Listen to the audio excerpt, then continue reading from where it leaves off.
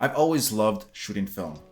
Film photography has been something that I strive to pick up again, but I find that it's just way too expensive. Like, the price of film keeps going up, and then you have to go and actually get it developed and whatnot. Like, it's just financially not feasible for me. I prefer shooting digital because I get unlimited photos. But I really liked and always enjoyed the color, the vibes, the look of film. I mean, look at my photos. I always seek to make them look like film. Not any specific like film stocks, but I always try to give that vibe. I mean, one of my videos talks exactly as to how my process to making digital photos look like film. If you haven't seen that, you can watch it right here. But that struggle of making digital look like film, I'm always on the hunt for a software that gets me those results. The reason I'm making this video is because Dehancer has reached out to me to try out their tool. What is Dehancer? So Dehancer is a film emulation plugin for Lightroom, Premiere Pro, and they even have a mobile app for it. And essentially, it tries to emulate the look of film. And it's not just with some filter that you see on a lot of other apps. It's actually very specific sliders and adjustments, and these things are not filters, they're emulations. The way that they built this program is off of actual physical film processes. And shortly, I'll show you like how detailed this plugin is. They go from how specific the film grain structure is, the paper type, how it affects the photo, halation, and so many other things. I've chosen this portrait that I took some time ago, and I really like the composition and the colors of it. Let's put it in Dehancer, and we're going to try to make it look like film. First things first, we have to go up here in photo, and then edit in Dehancer Lightroom.exe. One thing that I found that I needed to do is I needed to lower the quality. So originally it was in TIFF. If you know anything about TIFF format, it is a very heavy file. Unfortunately, my computer is not that powerful, and I need it to work smoothly so that I can just stay sane. I'm going to put it in JPEG. That way I can at least work with it and make it work smoothly. So anyway, edit. This is Dehancer. So right off the bat, as you can see, the UI is actually very similar to Lightroom. So you have sliders on the right hand side and then the presets on the left hand side. And here there is different films and then presets. They're actually a little bit different. I don't really know too much about the details, but I'm going to process this image to my liking. So right off the bat, it's on Cinestill 800T, which I feel like it looks pretty cool actually, but it's not what I'm looking for. So what I'm gonna do is I'm going to go up here and reset all settings to the default. So I click that and then it resets everything. And now to toggle the film presets, I just click here, check that, and now I can start playing around. I remember this image being during summertime and it was warm, but there was a nice little breeze. I'm going to look for something that is warm. Okay, let's go with this one. Kodak Ektachrome E100 2017. So it's kind of similar. It added like a little faded look to it. It muted the saturation a little bit. So I'm going to edit this to my likings.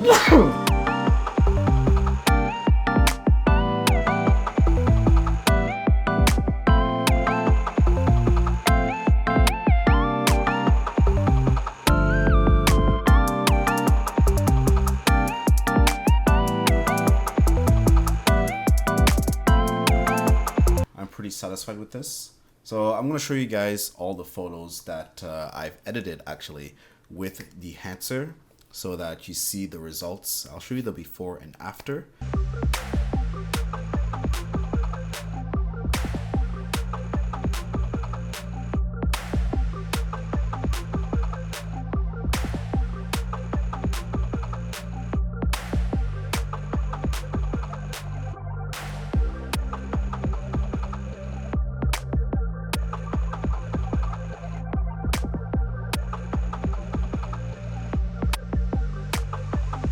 Write down in the comments below which one you like better so that I can know how to edit better.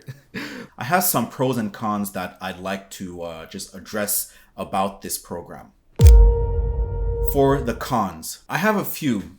There's no such thing as a perfect program. This one definitely has quite a few improvements that I wish could have on this program.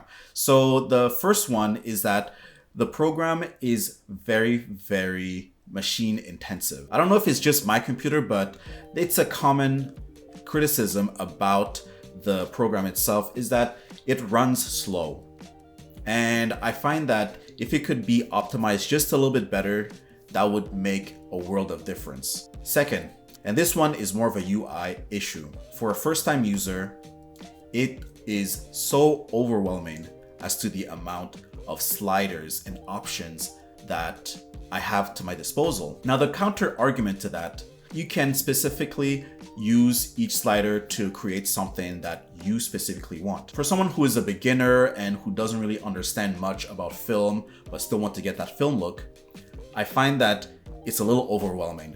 There's too many like settings and sliders and drop down menus, and like it can get overwhelming. In my opinion, the best way to solve that issue is to actually have a little window that explains what adjustment does and what each sliders do. Just a little description to help base my judgment on whether I want to use this slider or not.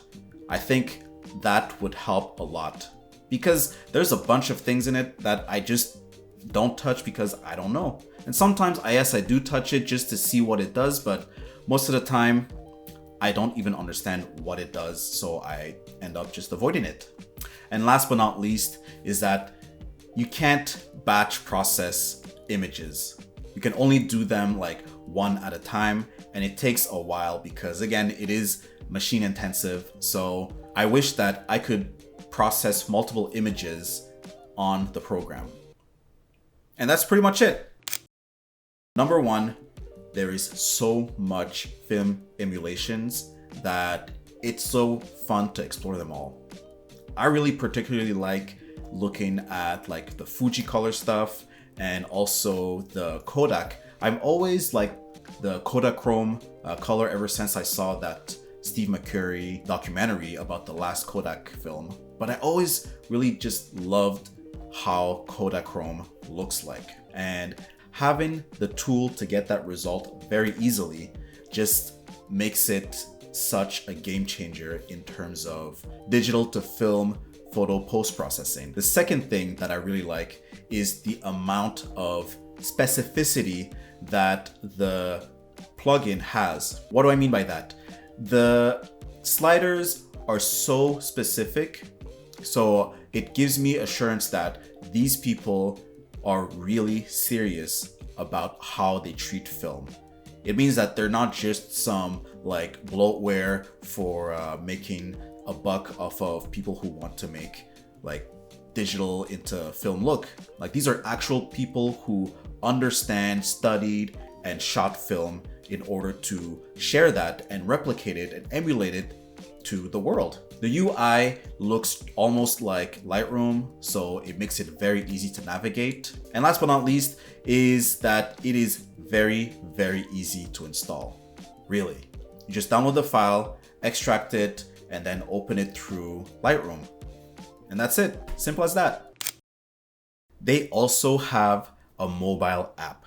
And this is my favorite part because I edit so often on my phone because I'm always on the go, on my commute, at work. I'm always editing photos. So this is the app right here, Dehancer. And then here, as you can see, it is very, very simple UI. So on the first page, you see that you get to choose a photo or just drag and drop or whatever. So I'm gonna choose a photo right now. So as you can see here, this is the UI, and here you have the photo preview, and here you have the film presets or the film emulations. And a few things is that if you hold down on like the side here, you can bring it up and down the menu to adjust it. I like to keep it about like here, so I have room to read the text. of what the film presets are. And then here you have like a bunch of film presets. So you can just choose one. So let's choose this one here. And as you can see, it updates instantly. I find that the mobile version is much better optimized personally. And you can actually just go to edit and then adjust, and you have a bunch of adjustments all down here. And I, again, personally really like the mobile version because I'm always using it on the go, and it's actually very easier to use. But the same issue on the mobile version is that it has all the same settings as the plugin for Lightroom, but they don't explain what each setting does. So you have to like explore a little bit and base your decision off of the result that you're gonna get kind of blindly. But like there are some basic adjustments that you can play around with. And honestly, the film emulation presets that are already on the app looks good right out of the box. So that's a big plus right there. If you're really passionate about making your digital photos look like film, Dehancer is by far the best tool that you can use and is the most thorough tool. It's for people who are like me, who like shooting film but can't afford it or doesn't want to spend money on it and still want to get the vibe of film. So if you guys want to try it out, there's an affiliate link down below and you'll get 10% off if you use the code just.steeve. And if you enjoyed this video, give me a like and I'll see you guys next time. Peace.